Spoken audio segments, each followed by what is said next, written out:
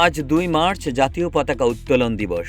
১৯৭১ সালের এই দিনে ঢাকা বিশ্ববিদ্যালয়ের কলাভবন প্রাঙ্গণে প্রথমবারের মতো জাতীয় পতাকা উত্তোলন করা হয়েছিল। ৭১-এর অগ্নিঝরা মার্চের সেই দিন সবুজ মাঠের উপর লাল বৃত্তের মাঝখানে সোনালী মানচিত্র সহ জাতীয় পতাকা উত্তোলন করা হয়। সেদিন দুপুরে ঢাকা বিশ্ববিদ্যালয় এবং রাতে সচিবালয়ে পাকিস্তানের পতাকা নামিয়ে বাংলাদেশের পতাকা ওড়ানো হয়েছিল।